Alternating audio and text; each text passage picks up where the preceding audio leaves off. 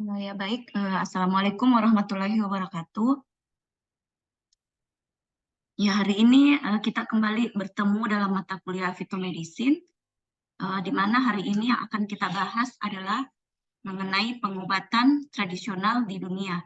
Ya, jadi sebentar kita akan melihat bagaimana pengobatan tradisional di negeri Barat, di Cina maupun pada zaman Yunani kuno. Ya, dan kita diharapkan ketika kita sudah mempelajari materi ini, kita bisa membedakan ya, memberikan argumen atau pendapat kita mengenai perbedaan dari setiap pengobatan tradisional yang ada di dunia. Ya, adapun CPMK, capaian pembelajaran mata kuliah untuk hari ini adalah diharapkan mahasiswa mampu mempresentasikan opini dan argumennya secara sistematis berdasarkan informasi yang relevan dan akurat mengenai sistem pengobatan yang ada di dunia. Dan sub-CPMK-nya nanti akan terbagi menjadi beberapa. Jadi bukan cuma satu pertemuan ini akan selesai, tapi kemungkinan pertemuan berikutnya akan dilanjutkan ya. Nah, nanti pada hari ini kita akan membahas lebih kepada pengobatan tradisional pada masa Yunani kuno. Ya, jadi kita akan mempelajari sejarahnya, kenapa bisa ada kedokteran, kemudian kenapa, bagaimana awal mulanya muncul farmasi, ya. Kemudian mungkin akan dilanjutkan nanti dengan pengobatan di negara Barat ya atau Eropa dan di benua Asia. Setelah itu nanti kita akan bandingkan dengan pengobatan tradisional yang ada di Indonesia saat ini. Apakah itu merupakan pengaruh dari pengobatan Asia atau lebih banyak dipengaruhi oleh pengobatan di negara Barat?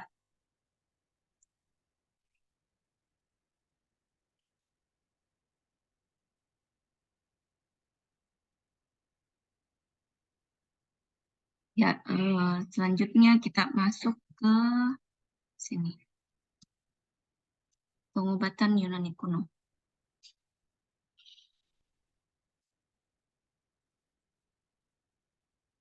Ya. Jadi kita akan pertama-tama membahas mengenai sistem pengobatan yang ada di zaman Yunani kuno. Nah, Yunani ini merupakan salah satu negara yang terletak di Laut Mediterania ya. Jadi dia berbeda benua dengan kita. Ya, di mana Laut Mediterania ini dia cenderung iklimnya beriklim tropis, ya panas sehingga agak kurang tanaman-tanaman yang ada. Namun ada suatu artikel yang saya baca bahwa di Taman Yunani kuno, di Taman Yunani itu dia mampu menumbuhkan beberapa macam tanaman, ya, dan tumbuhnya itu subur. Jadi kalau kita lihat dari ekosistem flora dan faunanya, tentu sangat berbeda dengan di Indonesia. Namun dipercayai bahwa para negara Yunani inilah pada zaman itulah muncul kedokteran dan muncul kefarmasian. Nah, ini pertama kali dicetuskan oleh Apollo ya. Jadi Apollo ini dia hidup pada tahun 1100 sebelum Masehi sampai 800 sebelum Masehi. Ya, dan dia dianggap sebagai kekuatan yang sangat besar dari Tuhan. Karena Apollo ini pada zaman itu dia mampu mengobati segala macam wabah penyakit, ya, dan sehingga orang-orang pada saat itu sangat mendewakan Apollo. Karena pada saat itu kan orang masih tabu ketika ada penyakit yang muncul, mereka menganggap bahwa itu adalah hukuman dari Tuhan. Sehingga ketika Apollo dapat menyembuhkannya, maka Apollo dianggap sebagai dewa.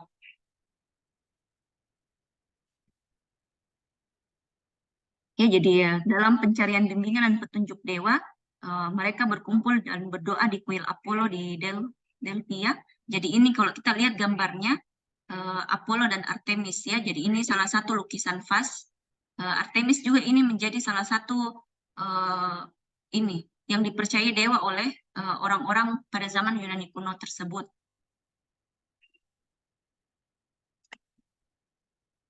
Ya, jadi ini dikatakan bahwa ketika marah, dewa dapat menyebabkan datangnya penyakit fisik dan mental.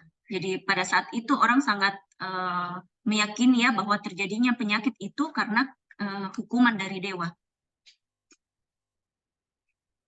Ini mungkin sudah sering kalian lihat namanya, dengar namanya, dan bahkan sudah ada di bingkai di lantai 2 fakultas ya. Ada Aesculapius, kemudian Dioscorides, Hippocrates, dan Galen.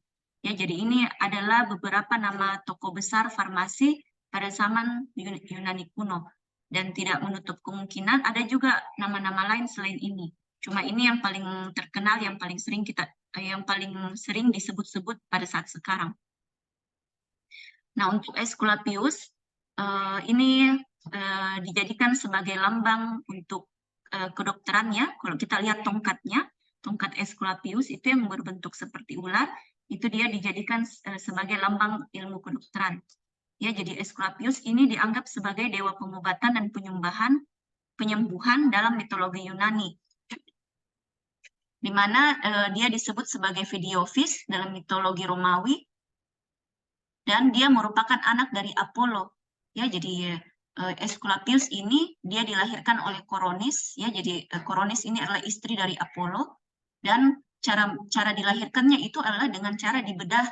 Ya, jadi pada saat itu sudah ada praktek sesar, ya. Kalau sekarang zaman modern kita bilang sesar, tapi pada saat itu masih dibelah perutnya, dan kemungkinan meninggal, ya, ibunya pada saat melahirkan Aesculapius. Makanya dia dinamakan membedah, ya, karena pada saat dilahirkan dia perut ibunya itu dibedah.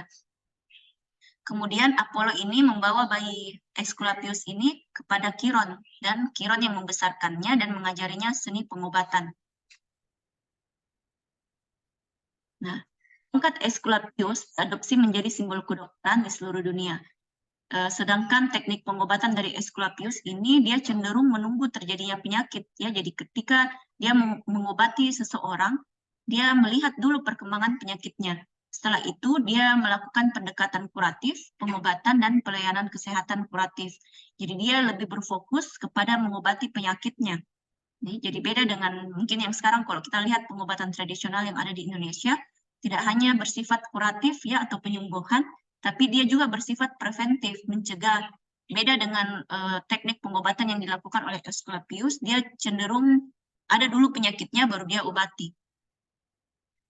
Nah, Aesculapius ini menikah dengan Epion, dan mereka memiliki 5 anak. Ada Hygieia, Panacea, Aceso, Laso, dan Aglaea. Dan ada juga 3 putra, Masaon, Podaleirios, dan Telesporos. Ya, kalau kita lihat yang paling terkenal mungkin namanya Hygieia, ya, Dewi Hygieia. Yang ini ada juga, kalau simbolnya farmasi kan cawan dan ular, ya. Ya, jadi Dewi Hygieia itu dilambangkan cawan, ya, cawannya yang dipakai minum, dan ularnya itu adalah tongkat dari Aesculapius. Nah, selanjutnya ada juga tokoh besar yang dinamakan Empedokles, ya. Jadi ini Empedokles mungkin jarang kita dengar. Ya, jadi Empedokles ini dia punya ide bahwa dalam tubuh kita itu ada 4 unsur, ya, yaitu air, udara, api, dan tanah. Ya, kalau kita lihat, kalau mungkin ada yang nonton Avatar, ya, Avatar ada 4 elemen, yaitu elemen air, udara, api, dan tanah. Di mana menurut Empedokles bahwa seseorang sakit itu karena terjadinya ketidakseimbangan antara 4 elemen tersebut. Ya, jadi dalam tubuh kita ada air, udara, api, dan tanah. Ketika air, udara, api, dan tanah tersebut tidak seimbang, maka itu yang menyebabkan kita sakit. Nah, kemudian Pitagoras, ya, ini Pitagoras mungkin lebih sering kita dengar di ilmu matematika, ya, hukum Pitagoras. Nah, Pitagoras ini dia memiliki ide atau memiliki pendapat mengenai angka mistis 7. Ya, dan ini dilambangkan sebagai 7 planet yang disimbolkan sebagai 7 dewa dengan 7 logam. Ya, jadi dia menganggap bahwa seluruh kesehatan atau penyakit-penyakit yang muncul itu dihubungkan dengan 7 planet dan 7 dewa. Ya, jadi diasumsikan bahwa dewa-dewa tersebut mempengaruhi kejadian di bumi, termasuk sehat, sakit, dan lain sebagainya melalui planet-planet.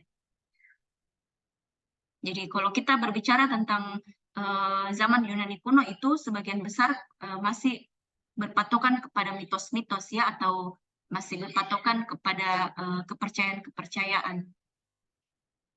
Nah, ini salah satu ide dari Empedokles, ya, di mana ada 4 cairan dalam tubuh, di mana 4 cairan tersebut dihubungkan dengan darah, lendir, empedu kuning, dan empedu hitam. Jadi ini yang dia maksud ya. Jadi mungkin kalau kita lihat mungkin udara itu oh ya, ini dihubungkan dengan itu ya, elemen udara, air, api, dan tanah, yang ketika dia masuk ke dalam tubuh, itu dilambangkan sebagai darah, lendir, empedu kuning, dan empedu hitam. Di mana keempat cairan tersebut, ini ketika terganggu keseimbangannya, dia akan menimbulkan penyakit.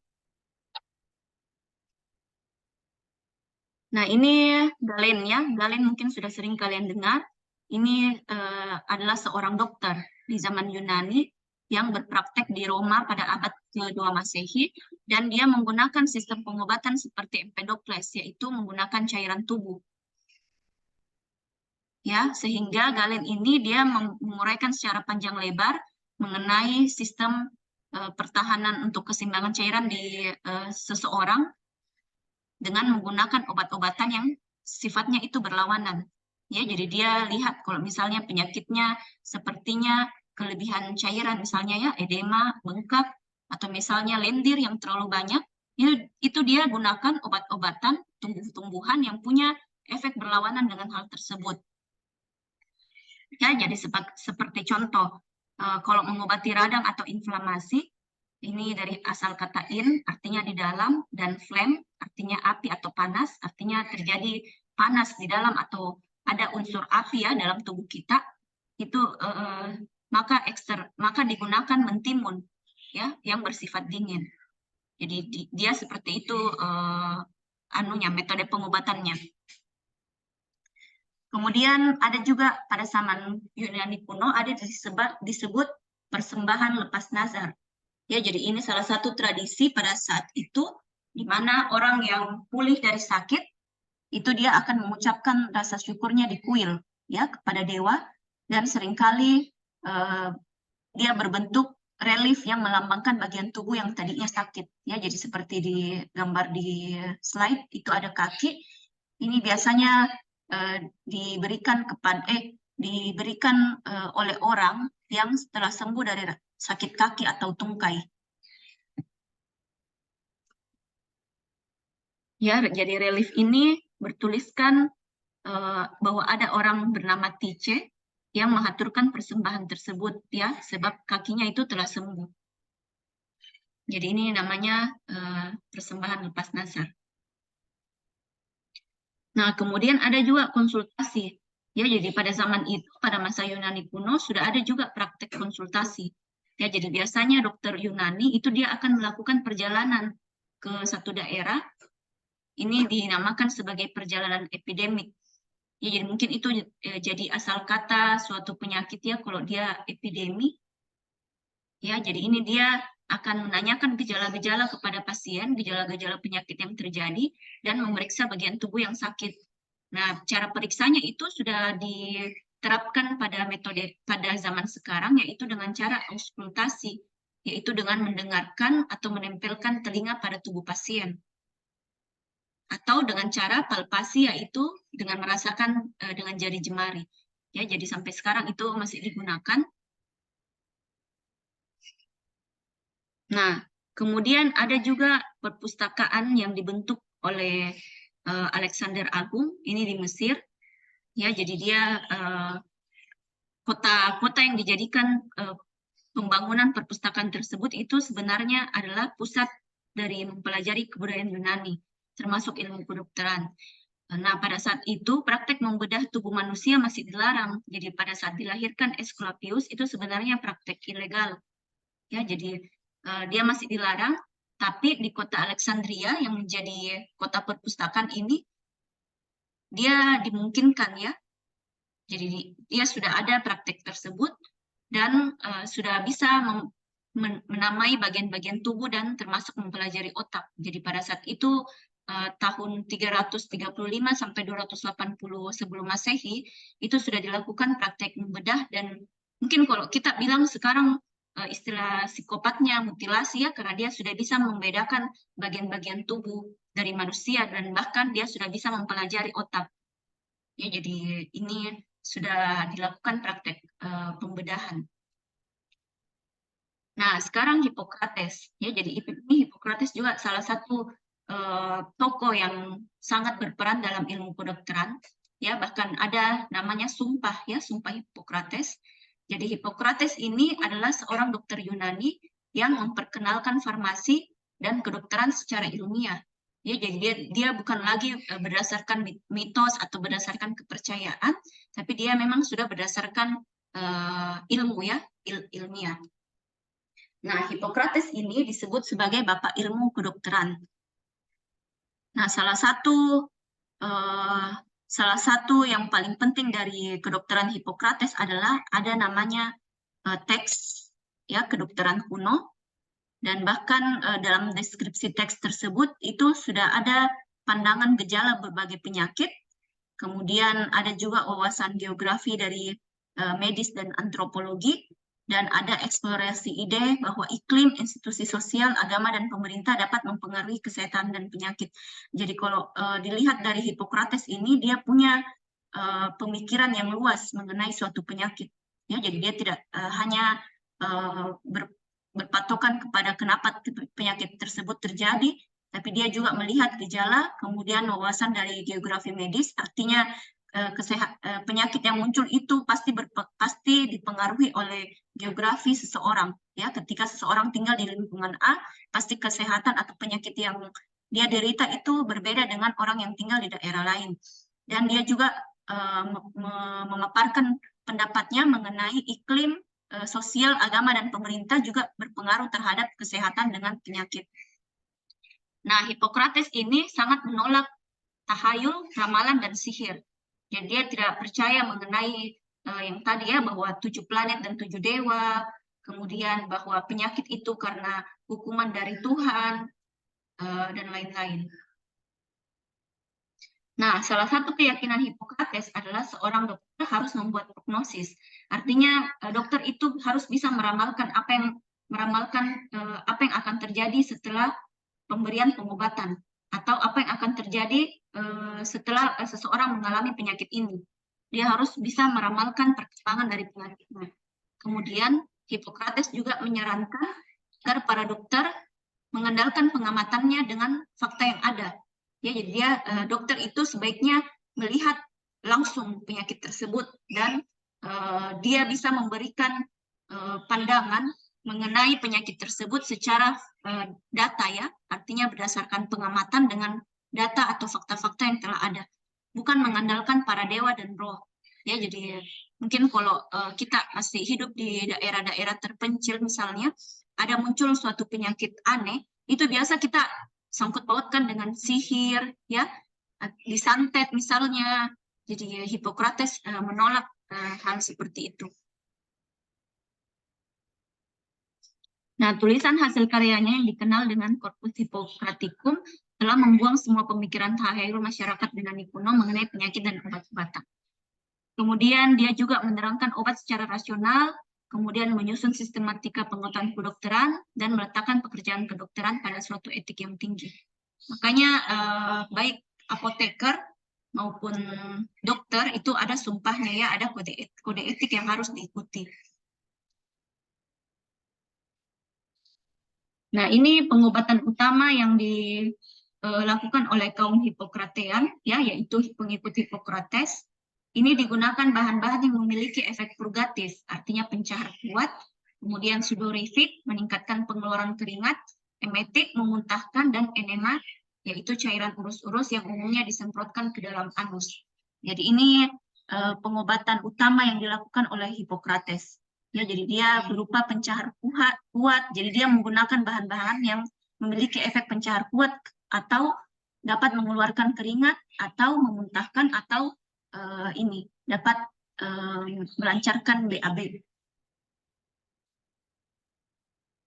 Nah, ada pun ramuan tumbuhan yang digunakan pada zaman Hippocrates.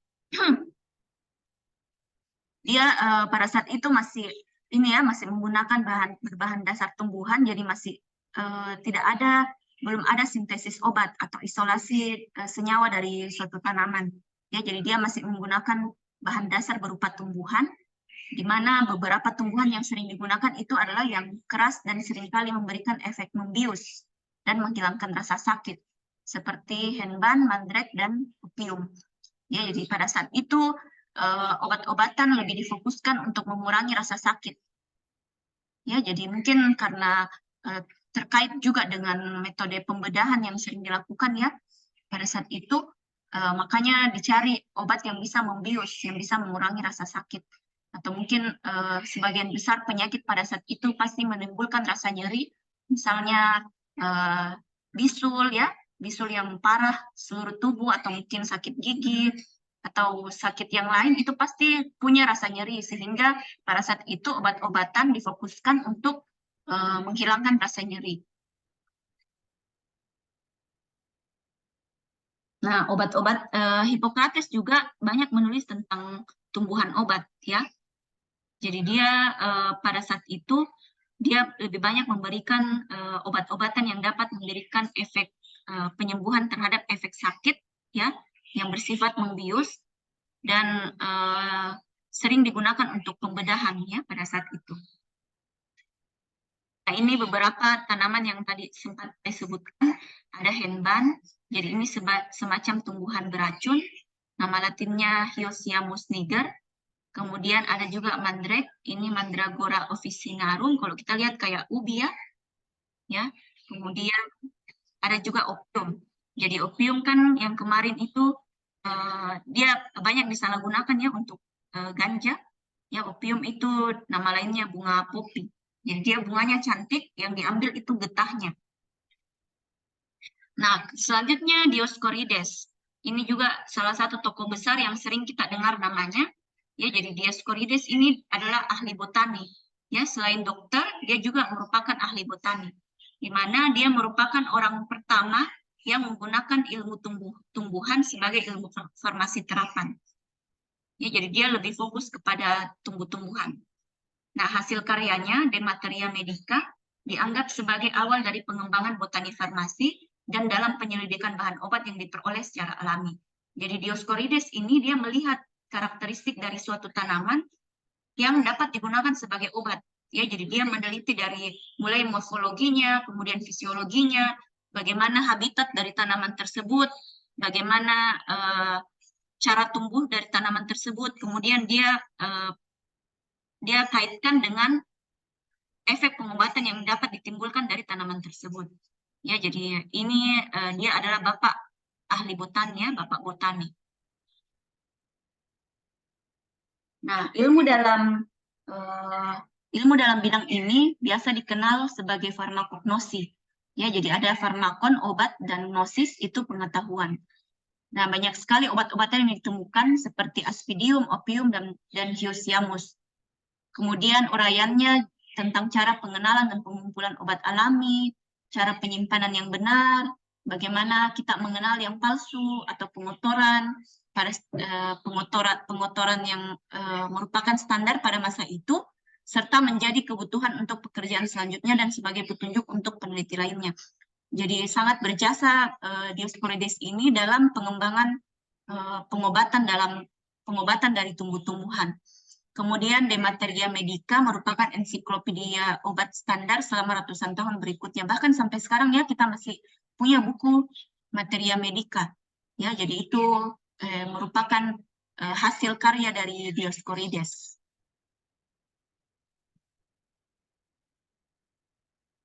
Ya, selanjutnya saya akan bahas sedikit mengenai pengobatan tradisional Cina dan Barat. Ya, mungkin nanti akan ini sebagai pendahuluan saja supaya kalian bisa lihat apa nanti yang akan kita pelajari ke depannya.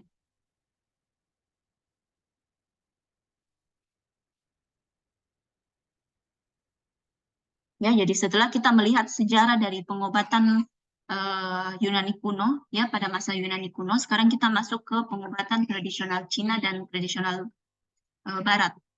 Ya, jadi kalau ini kita lihat herbal medicine dengan food therapy, ini mungkin sudah sering kalian dengar ya bahwa herbal medicine kan dia menggunakan tanaman-tanaman herbal ya sebagai pengobatan. Sedangkan kalau food therapy ini biasa dia menggunakan masakan-masakan ya seperti bumbu-bumbu dapur, kemudian wortel. Kalau kita lihat di gambar ada wortel, bawang merah, jamur, ya daun bawang, ketumbar, dan lain-lain. Jadi ini juga digunakan dalam pengobatan tradisional Cina. Ya, jadi mungkin ada yang orang keluarganya keturunan Cina, ya, atau kalian mungkin ada yang keturunan Cina. Itu biasanya kalau kita pergi ke daerah-daerah yang banyak orang Cinanya dan banyak masakan di situ, biasanya yang enak-enak itu masakan orang Cina kan. Ya, jadi sebenarnya dari segi kuliner, Cina juga cukup terkenal ya dengan masakannya yang enak.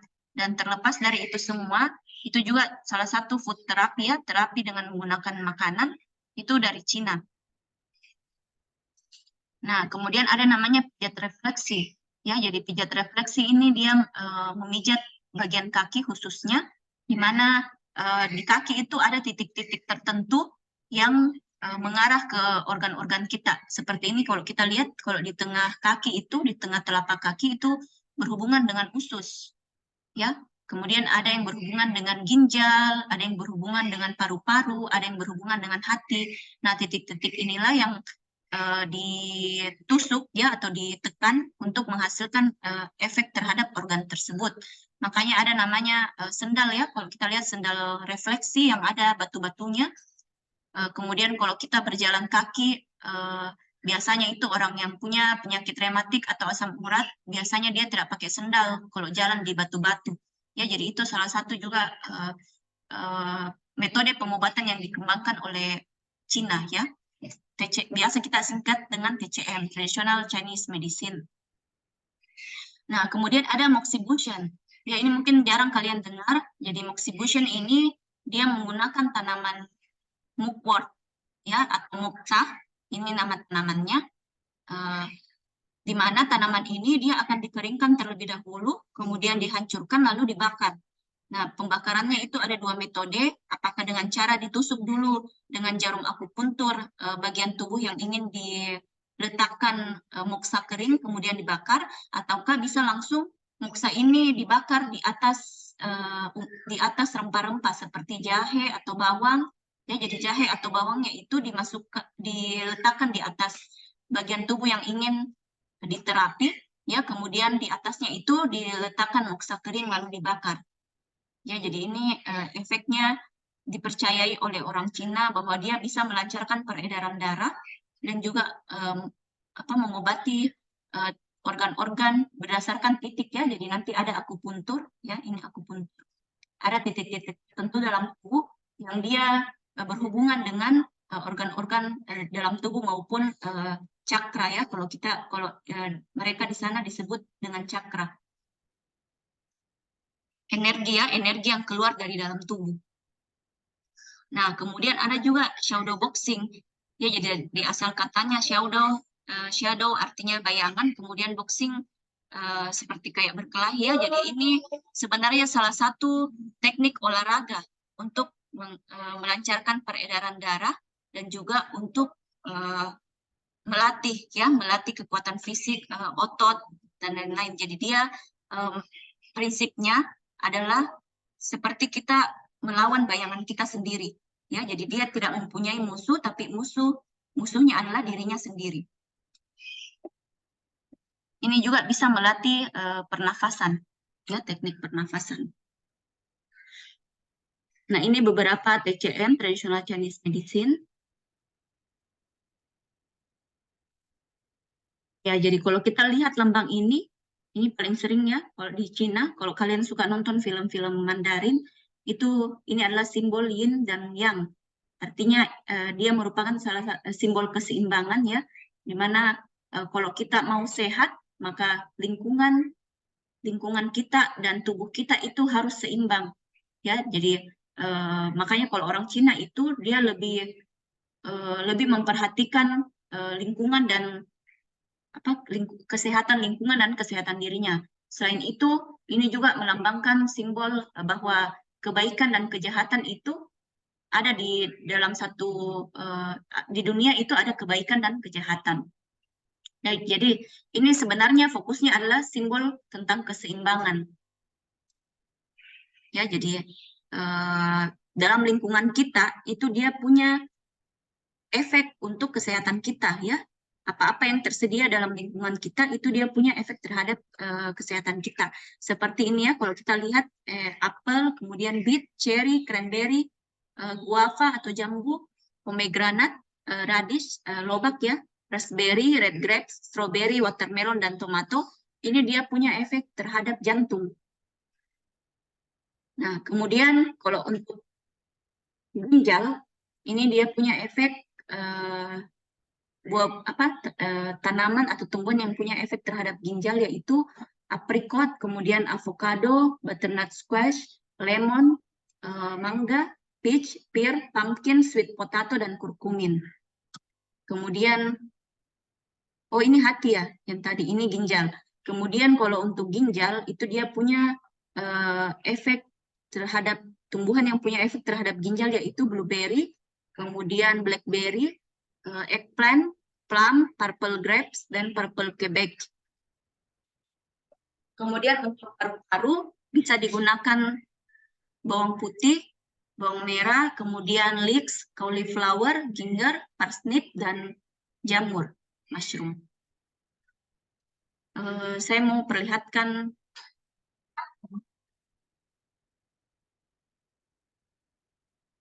kelihatan ininya, videonya?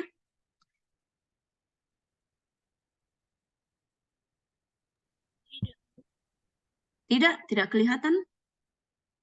Belum terlihat, tidak terlihat, Bu.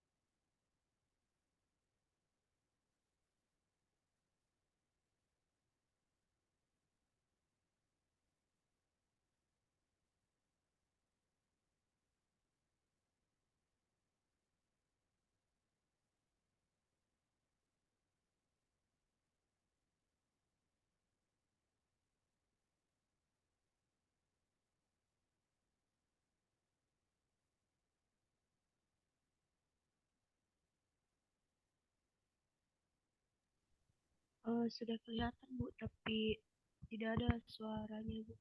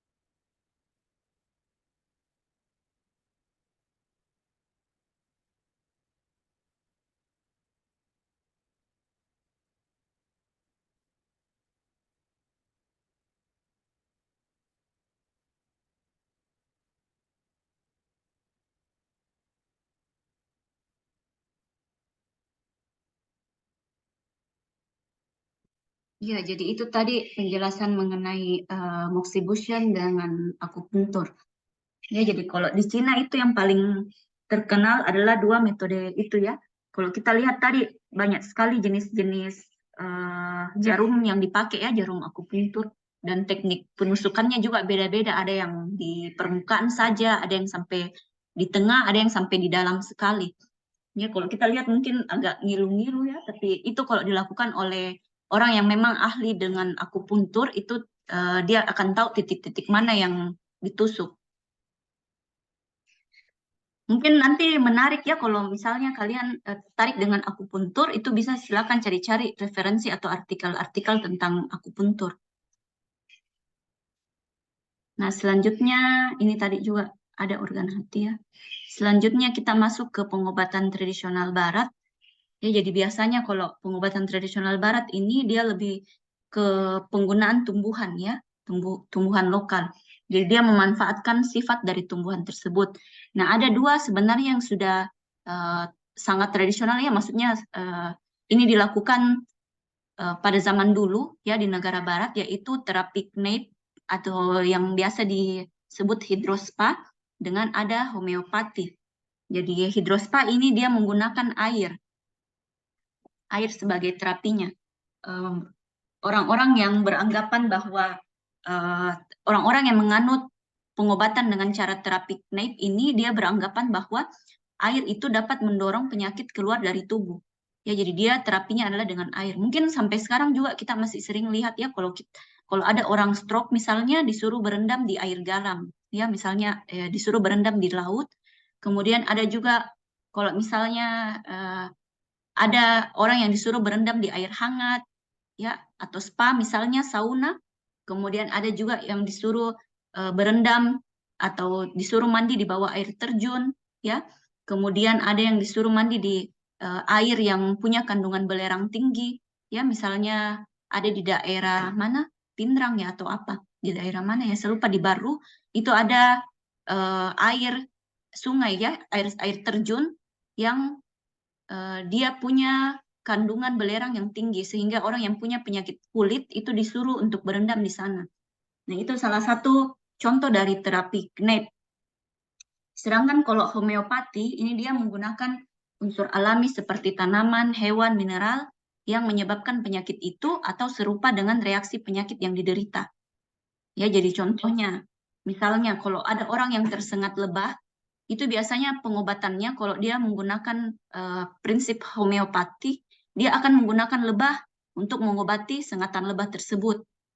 Ya, kemudian ada juga kalau orang yang kena penyakit rinitis alergi, ya kan kalau orang rinitis alergi itu biasanya hidungnya meler, ya, kemudian bersin-bersin, kemudian air mata keluar, ya. Nah, cara pengobatannya adalah dengan menggunakan tanaman yang punya efek mirip seperti itu, yaitu bawang merah. Ya, jadi bawang merah dia kupas, kemudian dia hirup atau dia letakkan di dekat wajahnya sehingga efek yang dihasilkan itu mirip dengan penyakit yang dia derita. Ya, tapi terapi homeopati ini saat zaman sekarang itu masih mengalami kontroversi. Ya, jadi banyak orang beranggapan bahwa terapi tersebut tidak ilmiah. Ya, jadi bisa memperparah penyakitnya. Ya, tapi ada sebagian orang yang menganggap bahwa terapi tersebut memang manjur. Ya, jadi kita mengobati penyakit dengan cara memberikan sesuatu yang bisa memberikan sesuatu yang menyebabkan penyakit tersebut atau memberikan sesuatu yang punya efek sama seperti penyakit yang muncul tersebut. Nah, kalau pengobatan tradisional barat ini dia mencakup beberapa hal, mulai dari nutrisi, kemudian fitoterapi, psikoterapi, sport ya, olahraga, dan fisioterapi. Jadi sebenarnya luas. Nah, sekarang yang sangat berkembang itu adalah pengobatan barat. Ya, di mana pengobatan barat itu lebih kepada senyawa-senyawa kimia ya sekarang, sintesis bahan alam dari bahan alam, kemudian banyak juga pengobatan-pengobatan lain yang Indonesia itu mengambil dari pengobatan barat karena kita dijajahkan sama Belanda ya. Belanda cukup lama, 350 tahun. Sedangkan kalau oleh Jepang itu cuma 3,5 tahun ya. Nah, kalau Jepang itu, Jepang, kemudian Cina, Korea, mereka mirip-mirip pengobatan tradisionalnya dengan Cina, ya karena negara Asia. Sebenarnya Indonesia juga ada yang ke sana ya, ada yang pengobatannya mirip-mirip dengan Cina. Tapi kalau kita lihat sekarang itu lebih banyak menuju ke negara Barat ya pengobatannya. Nanti untuk lebih lanjutnya kita akan bahas di pertemuan selanjutnya, yaitu mengenai pengobatan tradisional Cina dan pengobatan tradisional Barat. Ya, jadi untuk hari ini kita sampai di sini saja. Jadi saya cuma memperkenalkan ini ya pendahuluan untuk materi berikutnya. Nah, kesimpulannya, obat-obatan Cina lebih berfokus kepada keterkaitan antara pikiran, tubuh, dan jiwa, dan dia tidak melihat pada suatu penyakit atau gejala yang mengisolasi suatu penyakit. Sedangkan kalau pengobatan Eropa itu dia fokus kepada penyakitnya. Jadi kalau Cina dia lebih fokus kepada keseimbangan. Ya mungkin sampai di sini.